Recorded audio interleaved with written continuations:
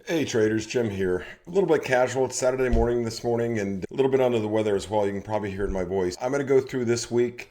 No trades were made. I'll talk about that. I reconciled my trading account with my Schwab account, the trade journal on OptiTrades, and I found a couple discrepancies. So I wanted to go over that with you guys out of total transparency. Also want to talk about a mistake I made, a big mistake, when I first started trading with Thinkorswim. And I love Thinkorswim. It can be a little bit complex, but that's what I was used to when I was trading with NinjaTrader a long time ago, doing my day trading and Forex futures markets. So getting through Thinkorswim is pretty easy. But with that said, I'm going to share this mistake with you because if you ever do open up a Thinkorswim account or any account, you need to check the settings before you make your first trade. So I'll show you that as well. So let's get into the trade journal and let's move over there and talk about what those mistakes are and the new balances, total profit and losses, how it affected me, and the reconciliation process as well.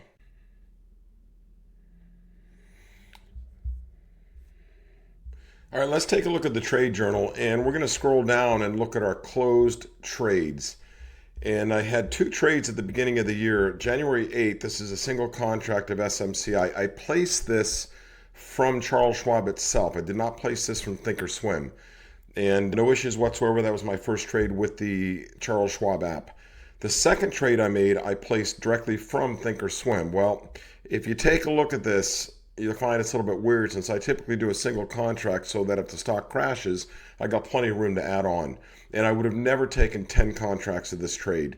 But Thinkorswim, when you first start, will have your default setting at 10 contracts. I placed a 10 contracts sold put on this at 54s.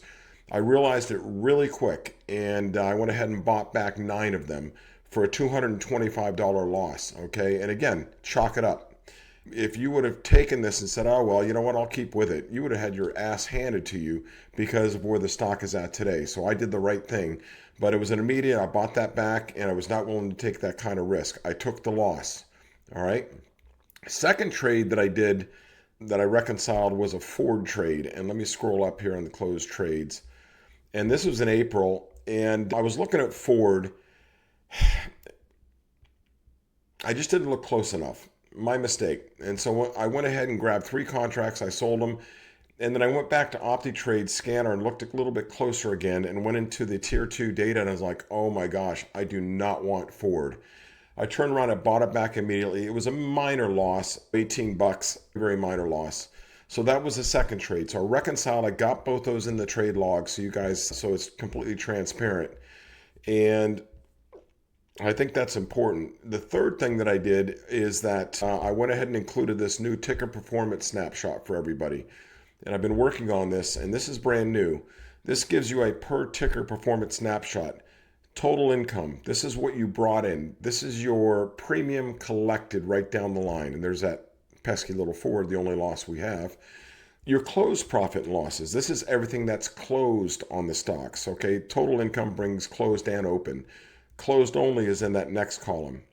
Your adjusted profit and loss. This includes the stock price. All right. Now, one of the things that I want to point out is that if you, by the way, when I say adjusted P&L, this includes any unrealized losses on the stock. And that's why you see total income on SoFi, 1,600 bucks, but adjusted profit and loss is only 622. That's because the stock's down. All right. But we're still up. So I'm not too worried about it. Now, if you notice SMCI, this looks a lot better today than it did. The stock is up a couple bucks over my strike price, but we're still only showing the adjusted at 1438. And I had to work with the calculations because originally it was showing that unrealized profit and loss is a positive.